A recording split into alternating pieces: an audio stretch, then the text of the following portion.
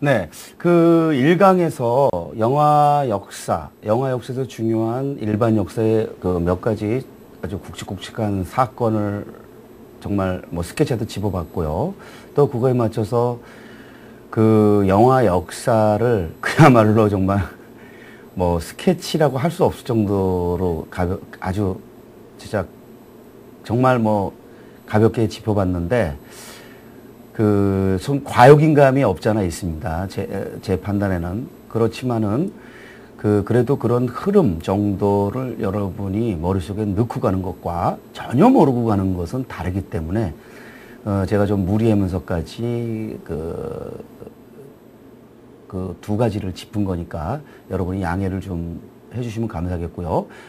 일강 마지막에 제가 히스토리오그래피, 그 영화 역사 연구 방법론 또는 역사 서술을 의미하는 히스토리오그래피 이란 용어를 소개해 드렸는데, 알고 계신 분도 있을 건데 만약에 모르고 계셨다면 이 기회에 그 용어를 꼭 기억해 두시길 바랍니다. 왜냐하면은 우리가 그 역사는 과거에 한때 순진하게 역사가 뭐 진실인 것 마냥, 그렇죠? 그래서 역사적 사실, historical facts란 말을 쓰면서 그게 마치 불변의 진리인 것 마냥 뭐 근거학조처럼 그렇게 여겼던 적이 있었습니다. 아닌 것이 나중에 드러납니다. 결국에 아무리 객관적인 척 해도 그 역사를 쓰는 사람들, 역사가의 사관, 즉 주관적인 그 선택과 배열에 의해서 역사는 일정 정도 왜곡될 수밖에 없고 변형을 거칠 수밖에 없다라는 것을 우리가 인정하게 되면서 더 이상 역사는 진실이고 진리라고 얘기하지 않고 언제든지 수정 가능한 그 무엇으로 자리 잡게 됩니다. 그러면서 나오는 용어 중에 하나가 바로 내러티브로서 역사 또는 허구로서의 역사, 스토리로서 역사. 그래서 오늘날 역사를 얘기할 때 우리가 그의 his story, 히스토리를 his story, 그의 이야기, 그거에 대한 대립되는 개념으로 her story라는 표현까지 쓰죠. 그리고 그 대문자 역사가 아니라 소문자 히스토리가 아니고 대문자 히스토리가 아니라 소문자 히스토리를 써서 역사, 그 거대 담론으로서 역사가 있는 것이 아니라 작은 이야기들이 여러 개 있을 뿐이다. 그래서 히스토리즈라는 용어를 쓰면서 거시사가 아니라 미시사 쪽으로 달려갔습니다. 2000년대를 거치면서 다시 또 그 거대사를 넘어서 이제 지구사라는 그런 개념이 이제 또 그 인기를 조금씩 끌어가고 있는데요. 그러니까 글로벌 히스토리. 그래서 이제는 뭐 거대사 정도가 아니라 인류의 역사 자체를, 우리가 우주의 역사 자체를 우리가 짚어야 되는 것이 아니냐라는 그런 흐름으로 또 바뀌고 있습니다. 그래서 그런 거대 그 지구사 지구사 논의가 영화 쪽에 들어오면은 영화 역사 연구가 어떻게 밝힐지는 모르겠습니다. 그래서 히스토리오그래피가 중요한 겁니다. 그래서 필름 히스토리오그래피는 일반 역사와 그 밀접한 연관이 있을 수밖에 없기 때문에 히스토리오그래피가 어떤 양상을 취하느냐는 결국에는 영화 역사 연구 방법론의 결정적인 역할을 할 수밖에 없습니다. 자, 그런 점에서 봤을 때 이준익 감독의 역사 3부작 황산벌 왕의 남자 표양성은 굉장히 중요한 텍스트들이라는 거죠. 영화적 완성도나 영화적 만족도를 떠나서 한국 영화 역사에서 굉장히 그 역사적 담론을 어떻게 영화할 것이냐라는 문제에서 아주 결정적인 텍스트들입니다. 특히 황산벌과 왕의 남자는 그런 점에서 historical significance, 이른바 역사적 의의가 굉장히 큰 영화죠. 왕의 남자는 천반이 넘었기 때문만이 아닙니다. 이 영화의 결정적인 기여는 이른바 소수 담론이고 하위 담론인 동성애 담론을 그 물밑 수면 아래에서 수면 위로 끌어올리면서 이 동성애 담론을 양지화시키는 결정적 역할을 했죠. 자, 여러분 기억하세요? 양석천 씨가 동성애자라고 커밍아웃 한 다음에 얼마나 몸고생을 많이 하시는지 아세요? 지금도 여전히 마찬가지입니다. 그런데 이 왕의 남자 이후에 그 동성애를 바라보는 이 사회의 시선 자체가 상당 정도 부드러워졌죠. 그리고 관용의 폭이 넓어졌죠. 여전히 동성애 혐오증, 이른바 호모포비아에 사로잡힌 사람들이 많이 있습니다만은 왕의 남자 이전과 왕의 남자 이후는 그 정도가 확연히 차이 납니다. 그 왕의 남자 이전에 그 황정민 씨가 그 주연했던 정찬 황정민 씨 주연의 로드무비라는 영화가 있었습니다. 그때 그 로드무비에서 그 두 주연 배우가 아주 격렬한 정사신을 벌였는데 그때의 그 영화를 대했던 많은 관객들이 보였던 그 거부감, 흥행 참패로 결과됐죠. 여러분 그 영화로 황정민 씨가 주목할 만한 신인으로 자리 잡으면서 훗날 대한민국을 대표하는 그러한 남자 배우로 우뚝 서게 되는 겁니다.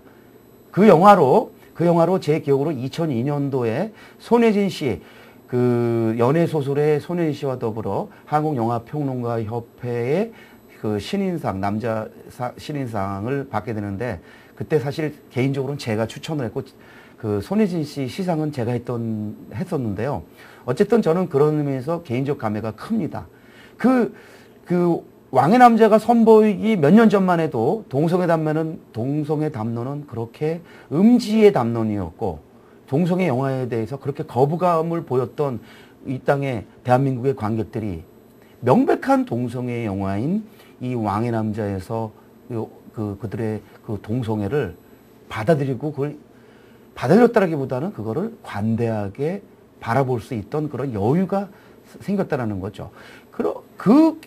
자, 여러분, 이안 감독의 브록백 마운틴. 얼마나 많은 사람이 그 영화를 보고 감동을 받았습니까? 물론 그 영화가 흥행적으로 수백만 끌어들인 건 아닙니다만은 수십만 관객이라도 그 영화를 보면서 많은 사람이 그들의 그 사랑, 비록 그것이 두 남성 간의 사랑이었지만 동성애라고 매도하고 그들을 단죄하기보다는 그 사랑의 아름다움에 감동해서 우리는 그 브록백 마운틴을 높이 평가를 하는 것을 우리가 볼 수 있었는데 그것이 가능했던 이유 중에 하나가 바로 왕의 남자의 흥행 성공이라는 거죠. 자, 이 왕의 남자의 시대성과 연관해서는 바로 우리가 동성애 담론을 말하지 않을 수 없고요. 또 그것만이 아니고 이 동성애뿐만이 아니고 왕의 남자는 아래로부터 위로 올라가는 이른바 바텀업, 탑다운이 아니라 우리가 위에서 내려오는 역사가 역사가 아니라 아래에서 위로 올라가는 보통 사람들의 그런 보통 일상생활, 그들의 사랑이 그 왕과 만나면서 이게 상상할 수 있습니까, 여러분? 그 맨 밑바닥 인생을 살아가는 그냥 길거리에서 기회나 부리던 그런 공연이나 하던 그런 길거리 사당패 같은 이런 그 남자를 사랑하는 그 왕, 물론 연산군 이야기입니다만은 그것이 팩트든 가정이든 간에 상상력이든 상관없이 얼마나 파격적인 상상력입니까? 자, 왕의 남자 이전에는 감히 상상하기 어려웠던 이런 아마 파격일 겁니다. 여러분 훗날 쌍화점에서의 동성애 같은 경우는 호위무사와 왕과의 사랑입니다. 그것은 이 길거리에 밑바닥 인생이 아니라 자기 옆에서 늘 자기를 보호하는 호위무사와 사랑 이야기니까 사실은 쌍화점의 동성애는 우리 왕의 남자만큼 파격적인 사랑이라고 말할 수 없을 것입니다. 그래서 왕의 남자가 1000만 넘은 여러 가지 이유가 있겠지만은 그 이유에 대해서 감독인 이준희 감독은 무엇보다도 성공의 요인은 다수지만 핍박당하고 소외당해온 비주류의 정신을 담은 사극이기 때문이라고 밝혔다고 합니다. 즉 아래로부터의 역사를 아주 재미난 완성도 높은 영화로 빚어낸 거죠. 사실 이 영화의 플롯은 아무리 칭찬해도 지나치지 않을 정도로 완성도 높은 플롯입니다. 제가 기억컨대 한국 영화에서 이만한 극적 리듬을 보이는 플롯이 최종병기 활 이전에 있었던가 개인적으로 싶은데요. 최종병기 활 이전까지만 해도 저는 이 왕의 남자의 플롯이 가장 뛰어난 극적 리듬을 보였던 한국 영화라고 개인적으로 생각하고 있었습니다. 아, 그러고 보니까 둘 다 사극이네요. 아주 이건 재미난데. 또, 이 영화의 캐릭터. 자, 연산군, 왕을 사랑했던, 그리고 질투했던 여인. 그렇죠? 녹수, 장녹수. 그리고 또, 그 길거리에서 뭐랄까, 거리 공연을 하면서 그 서로 사랑을 피워가는 두 남자. 그런데 그들의 이 관계가 사각관계로 엮여가면서 얽히고 설키는 치정의 관계로 발전해가는 이야기. 재밌지 않으세요? 제가 볼 때는 정말 재미난 이 영화였고, 지금도 많은 사람이 이 영화를 아마 인생의 영화로 아마 기억하고 있을 거라고 생각을 합니다. 그래서 이 영화는 영화적 미덕만이 풍부한 것이 아니라 영화의 어떤 시대성과 연관해서도 동성애 담론, 아래로부터 위로 가는 그런 역사의 문제, 그리고 신분과 계층을 뛰어넘는 어떤 사랑, 이런 여러 가지 측면에 봤을 때 시대적으로도 굉장히 흥미진진한 텍스트로 읽을 수 있지 않겠는가. 그리고 여러분이 왕의 남자를 보면은 굉장히 배우들의 화합작용이 뛰어나다는 걸 느낄 수 있을 겁니다. 저는 그 영화를 보면서 이 영화를 감독을 비롯해서 영화를 만드는 사람들이 얼마나 열심히 서로를 위해가면서 정말 화기애애하게 찍었을까, 이 상상이 되더라고요. 그래서 저는 그 영화를 보면서 확신했습니다. 아, 우리가 관객이 화면에서 뿜어나오는 그러한 조화, 하모니, 그런 것들을 다 전달받는 거구나. 그런 하모니, 그런 조화가 우리들을 끌어당기는 거구나. 어트랙트 하는 거구나. 이런 생각을 저는 했었습니다. 그런 면에서 이 영화만이 아니라 1000만을 넘은 많은 영화들은 그런 점에서 굉장히 주목할 만한 성취를 일궈낸 것이라고 개인적으로 볼 수 있을 것 같습니다. 사실 제가 바로 왕의 남자로 들어갔습니다만은 우리가 원래는 이준익 감독에 대해서 약간 좀 한번 들여다봐야 됩니다. 이준익 감독은 1990년대 그리고 2000년대, 2010년대 지금 20여 년에 걸쳐서 한국에서 중요한 역할을 해온 감독이면서 또 기획 제작자입니다. 여러분 장진 감독의 아주 주목할 만한 데뷔작 간첩 리처치는 아시죠? 이 영화를 제작한 주인공입니다. 그리고 또 달마의 놀자, 기억하시죠? 이 영화도 제작한 사람입니다. 그래서 연출가로만이 아니라 제작자, 기획 제작자로도 굉장히 중요한 역할을 해왔는데 주로 이제 1990년대 말하고 2000년대를 거치면서 그런 역할을 해왔는데 이준익 감독이 감독 데뷔를 한 거는 1993년입니다. 여러분 김민정 씨 아시죠? 김민정 씨가 10대 때 나온 영화입니다. 키드캅이라는 영화인데 이 영화는 그야말로 저도 보지 않았습니다. 그야말로 그 당시에 평단과 대중으로부터 철저하게 외면받은 영화입니다. 그래서 이준익 감독은 10년간 감독을 하지 않고 기획 제작을 하면서 보냅니다. 그러다가 만든 영화가 10년 만에 만들어서 선보인 영화가 바로 황산벌입니다. 황산벌을 만들고 나서 바로 왕의 남자를 2005년에 만들어서 2005년대 말에 선보이고 2006년도에 괴물이 선보일 때까지 1000만 넘는 관객을 동원하죠. 그 이후에 일련의 영화들을 통해서 시대극이 아닌 사극이 아닌 현대물을 만들어내는데 바로 2006년에 라조스타, 2007년 즐거운 인생, 2008년 님은 먼 곳에입니다. 자, 이 영화들은 다 음악이 중요한 영화죠. 그래서 이 영화들을 우리가 음악 3부작이라고 칭할 수 있을 겁니다. 감독 스스로도 무엇보다 음악을 주인공들 그리고 그 주인공들의 어떤 사연들과 연결시키려 했다라는 거를 분명히 밝혔는데요. 그 점에서 이준익 감독은 역사 3부작 3편, 황산벌, 왕의 남자, 평양선, 그리고 음악 3부작 3편, 라조스타, 즐거운 인생, 님은 먼 곳에, 그리고 님은 먼 곳에와 평양성 사이에 바로 황정민과 차승원을 데려다가 찍었던 또 한 편의 사극이 있었죠. 구름을 벗어난 달처럼. 자, 이 영화들을 통해서 나름대로 주목할 만한 행보를 펼쳤죠. 그런데 왕의 남자의 그 1천만 넘는 선곡이 이 감독한테는 어쩌면 독이 됐을 수도 있습니다. 여러분, 1천만 넘는 영화를 만들어낸다는 건 사실은 기적이라 해도 과언이 아니죠. 그러면 이런 영화를 연출한 감독한테는 얼마나 부담이 됐겠어요. 우리 이준익 감독은 그 부담을 떨어내기 위해서 여러 편의 시도를 합니다만은 계속 상대적으로 그 흥행의 부진을 면치 못합니다. 뭐, 그렇다고 뭐, 누구처럼 뭐 몇만, 뭐 이런 게 아니고 100만, 200, 요 정도밖에 못 끄는 거죠.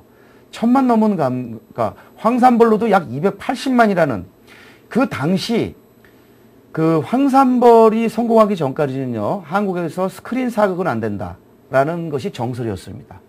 TV에서는 사극이 수십 년간 인기를 끌어왔고, 2012년에서도 저 뿌리 깊은 나무나 해가 품은 달을 통해서 정말 TV 사극은 전성기를 계속 누리고 있죠. 그런데 스크린 사극은 된 적이 없었습니다. 1960년대에 가령 신상욱 감독과 그 신영균 그 배우가 그 짝을 이뤄서 많은 좋은 문제적인 사극을 만들어냈습니다만은 그 영화들이 또 대중들에게도 폭넓은 호응을 끌어냈습니다만은 무슨 기념비적 흥행 성공을 거두거나 이러기보다는 그 영화 역사의 중요한 영화로 남아있는데, 황산벌에서 그 스크린 사극은 안 된다라는 그러한 정서를 깨버리면서 300만 가까운 흥행 대박을 터뜨리면서 이른바 스크린 사극의 시대를 여는데 결정적인 역할을 하죠. 그래서 황산벌이 이준익 감독 필모그래피만이 아니고 한국 영화 사극에서 또 한국 영화 역사에서 중요한 영화로 남아 있는 겁니다. 사실 황산벌만 하더라도 그 당시에 상상할 수가 없었던 파격적인 영화였죠. 지금은 이제 그런 식의 뭐랄까요, 역사를 희화하는 코믹 사극 익숙합니다만은 황산벌을 선보일 때만 해도 우리는 그런 역사를 상상한 적이 없었습니다. 자, 우리는 역사 속의 인물들은 의뢰 왕이나 귀족이나 장군이어야 됐죠. 아니면 귀분이어야 됐죠. 그런데 이 영화에서는 물론 계백장군이 나오고 그 의장이 나오고 김유신이 나오고 뭐 김춘추도 나오고 모양도 나오고 합니다만은 그들의 어떤 왕족들만의 삶, 그것도 우아하게 보이는 것이 아니라 그들을 철저하게 희화하죠. 마치 그리고 그들이 우리가 알고 있는 그런 표준을 쓰는 것이 아니라 각 지역어를 그냥 그 사투리를 구수하게 씁니다. 그 당시에 그 영화가 선보였을 때 그 영화에서 그 배우들의 입에서 터져 나왔던 그 사투리는 그 자체가 센세이셔널이었고 그 자체가 충격이었습니다. 그 전에는요, 그러한 식의 사투리를 그런 식으로 노골적으로 거기다가 상소리까지 적나라하게 섞어가면서 쓰는 그 왕족, 장군 상상할 수 없었죠. 그런데 우리가 알고 있는 고정관념을 황산벌은 다 깨트립니다. 그리고 거기 거식이라는 이름으로 불리고 그 황산벌이라는 영화의 주제의식을 드러내는 딱 한마디, 거시기를 대변하는 그러한 아주 민초적인 인물. 자, 전쟁이 자기하고 무슨 관계가 있냐. 자기는 빨리 돌아가서 농사 지으면서 홀로 계신 어머님하고 살아가야 된다라는 그러한 소박한, 그렇지만 소중한 그런 소망을 갖고 있는 그런 민초, 거시기, 이문식 씨가 보냈죠. 그런 삶이 아주 정말 감동적으로 코믹하면서도 그 외면할 수 없는 감동을 뿜어내면서 그 민초의 역사가 펼쳐지죠. 바로 그것이 황산벌에서는 정말 우리 관객들한테 기대하지 못했던 재미와 감동을 선사했던 그 모셨습니다. 물론 진지한 관객들, 역사를 그런 식으로 희화하는 것에 거북사스러워했던 많은 관객들, 특히 여성 관객들은 싫어한 것으로 알고 있습니다. 사실은 저도 황산벌을 굉장히 문제작으로서는 인정했습니다만은 그렇게 뭐 정서적으로 아주 썩 좋아했던 것은 아닙니다. 가령 김지훈 감독의 그 반칙왕처럼 좋아했던 것은 아닙니다. 그러나 황산벌의 영화사적 의의는 아무리 강조해도 지나친 것이 없다라는 것이 저도 그런 입장을 갖고 있는 사람입니다. 자, 반면에 평양성 2010년에 만들어서 2011년에 선보인 영화는 황산벌에서 이미 재미를 봤기 때문일까요? 아니면 황산벌을 통해서 그런 식의 영화에 식상해진 걸까요? 아니면 익숙해진 걸까요?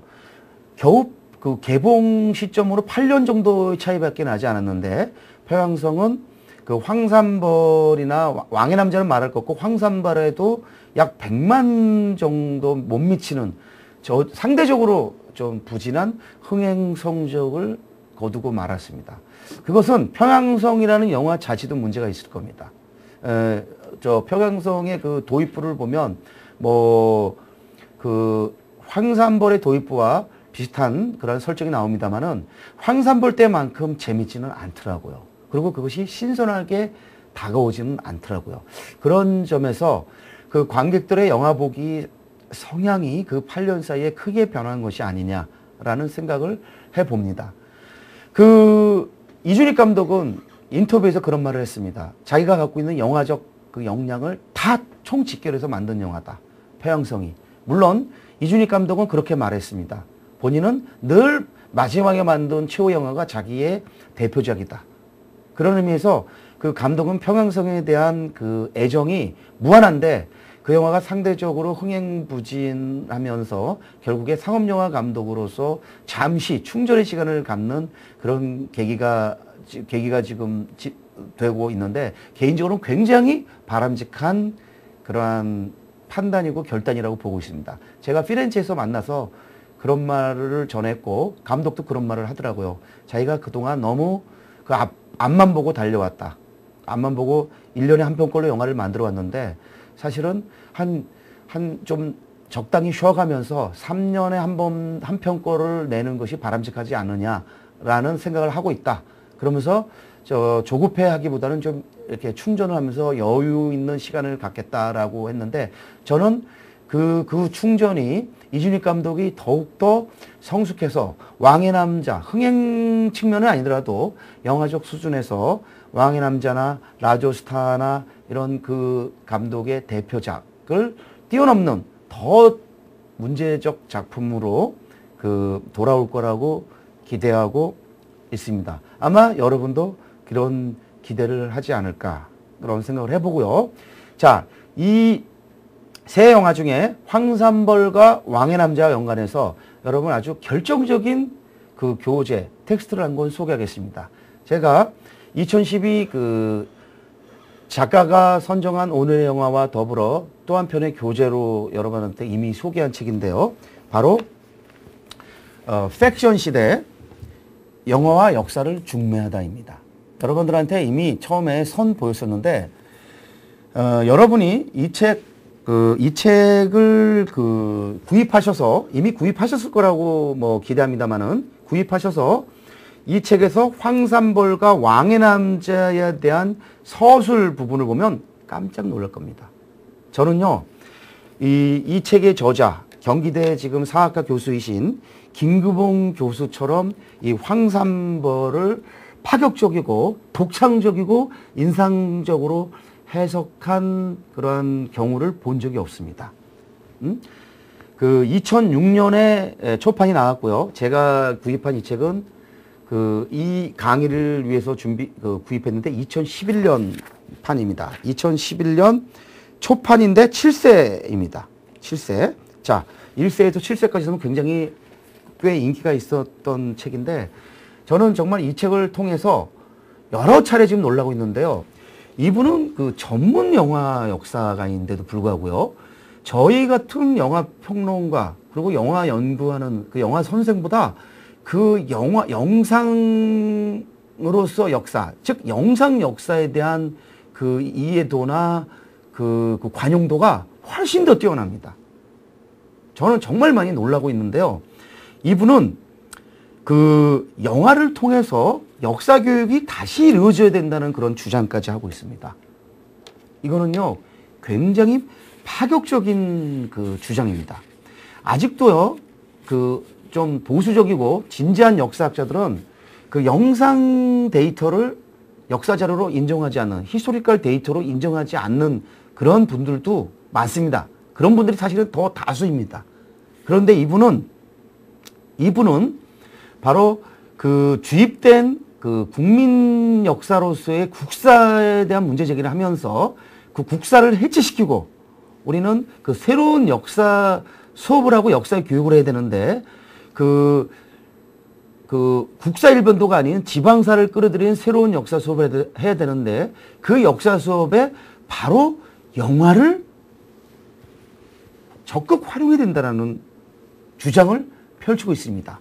그러면서 이분은 그 일종의 그 서론에서 이렇게 얘기합니다. 우리 시대 소통 언어로서의 영화를 말하면서 그 내러티브가 빈약하기 짝이 없다라고 생각되는 형사라는 영화를 통해서 자기가 영화는 소통이다라는 그런 깨달음, 생각을 하게 됐다라는 고백을 합니다.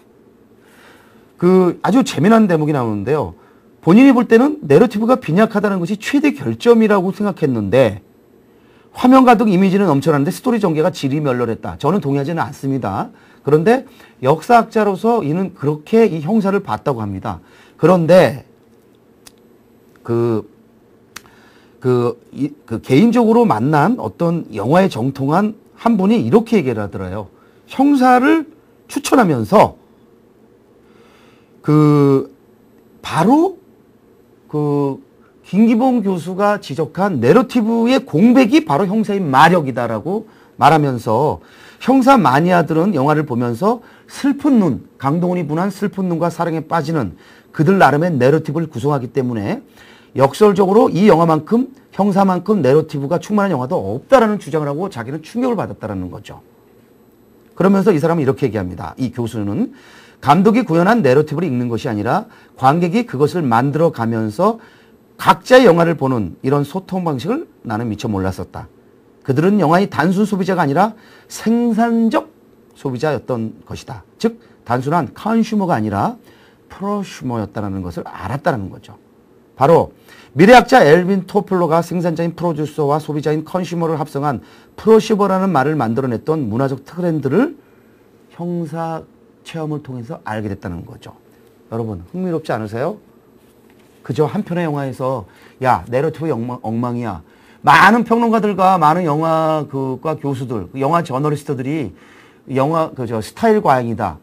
내러티브 엉망이라고 일축하고 왔는데 역사학자인 대학에서 역사를 가리키는 전문 역사학자인 이 교수는 바로 형사라는 영화를 통해서 그리고 형사를 이렇게 평하는 한 지인의 그 평가를 통해서 그리고 이 영화를 형사를 10번을 봤다라는 조교와의 만남을 통해서 이런 깨달음을 얻고 그 이후에 이런 팩션 시대, 영화 역사를 중매하다 같은 기념비적인 또 책도 써낸 거죠. 그러면서 이분은 이런 주장을 합니다. 사극이란 현실의 역사가 아니라 꿈의 역사이다. 그리고 이런 꿈의 역사를 이제는 역사학자들이 보듬어야 된다는 얘기까지 합니다. 그러면서 팩트와 팩션의 경계가 허물어진 팩션 시대 또는 현실보다는 가상현실이 더 진짜로 인식되는 시뮬라크르 시대에서 역사란 무엇인가의 정의는 사실의 역사를 넘어서 팩트의 역사를 넘어서 꿈의 역사까지도 이때 꿈은 드림인데 결국은 픽션까지라는 의미겠죠. 바로 팩트 앤 픽션, 팩션이죠. 그것이 바로 이런 꿈의 역사까지도 포괄해서 다시 내려져야 한다. 따라서 나는 기록되지 않거나 일어나지 않아서 꿈이 되어버린 역사를 재현한 영화들을 분석함으로써 역사란 무엇인가에 대해 성찰하고자 한다.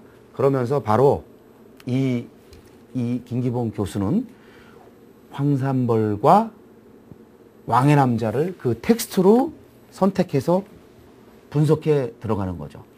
여러분, 이 자리에서 자세히 소개하지 않겠습니다.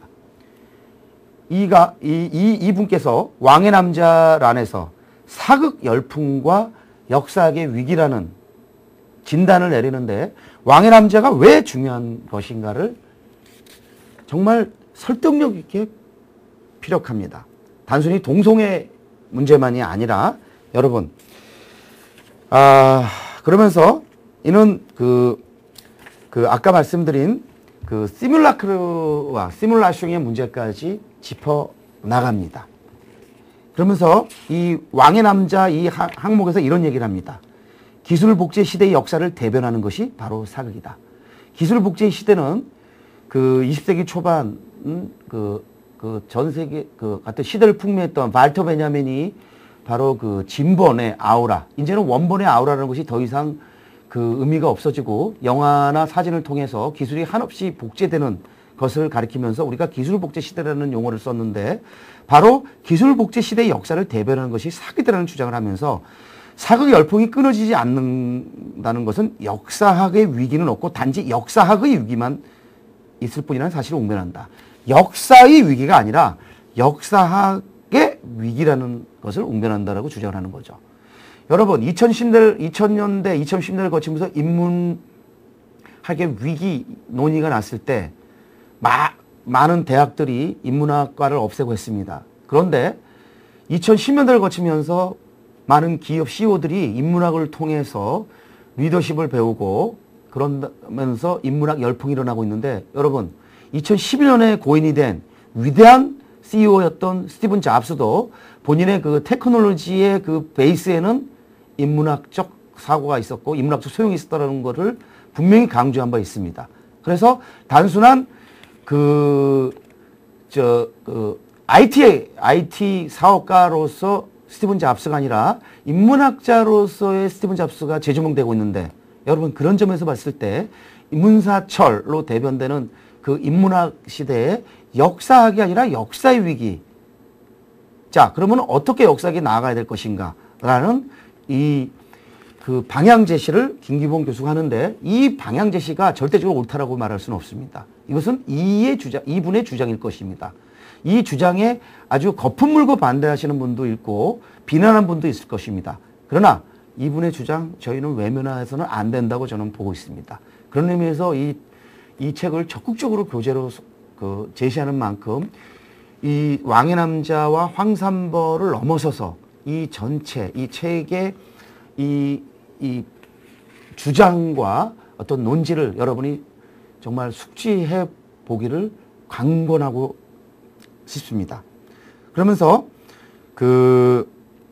조금 더 읽어보겠습니다. 나는 역사학 위기에 대한 진단을 기술복제 시대의 도전에 맞서서 역사학이 새로운 역사 개념을 성립시키는 응전하지 못했기 때문이라고 생각한다.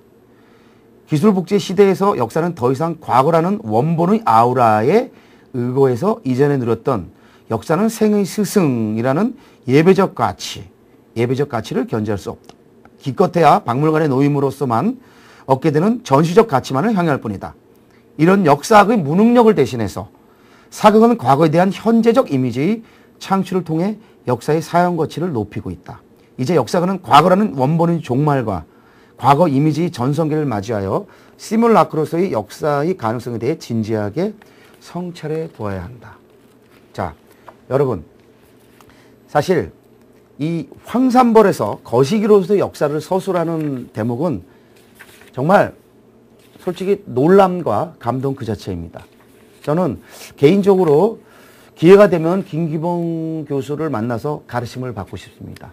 역사 이 평론가, 영화 선생인 저희들보다 더욱더 진일보한, 더욱더 그 진취적인 그러한 그 관점으로서 이 황산벌을 이런 식으로 재해석할 수 있는 이분의 그 식견에 저는 정말 사실은 감탄하고 있습니다. 그래서 여러분 그 마지막으로 제가 이 황산벌에 그 관련된 나온 글을 간단하게 소개하고 우리 김기봉 교수의 한마디를 소개하고 마치도록 하겠습니다. 황산벌은 역사란 김유신, 김춘추, 개백과 같은 영웅의 역사가 아니라 거시기와 같은 민중의 역사라는 주장을 하기 위해 거시기와 같은 역사책에는 결코 나오지 않는 허구적 인물을 등장시켰다. 이런 거시기와 상대적인 인물이 신라 화랑이다. 거시기는 지금까지 역사에서 영웅으로 기록됐던 화랑을 해체하기 위해 시뮬라크루화한 반영웅이다. 엔티히어로이다. 황산벌은 화랑을 결코 삼국 통일의 영웅으로 그리지 않았다. 화랑은 여기서 전쟁의 도구로 이용당하는 존재로 나오죠. 그래서 우리가 알고 있는 기존의 역사적 진지함을 다 깨버립니다. 그리고 희화시켜버립니다. 자, 그 희화가 절대적으로 옳다라고 말하는 것은 아닙니다. 그러나 그 희화를 통해서 이 영화가 던진 문제의식, 그리고 그 문제의식을 보고 또 다른 문제 제기를 한 이 김기범 교수의 관점을 저는 여기서 강조하고 싶은 겁니다. 자, 어떠세요, 여러분? 이 책 흥미롭지 않으세요? 저는 기회가 되면은, 사실은 황산벌을 이 김기범 교수의 해석에 입각해서 황산벌을 다시 한번 꼼꼼히 체크해보면서 또 다른 영화 보기를 시도해보고 싶은데, 여러분도 황산벌 아직 보지 않으신 분이라면은 황산벌을 지금 보시면서 김기범 교수의 이 책을 꼭 참고하시면서 여러분만의 독창적인 영화 해석을 한번 해보기를 권합니다. 자, 오늘 영화와 역사를 짚어보는 11차 시 이것으로 마치도록 하겠습니다. 고맙습니다.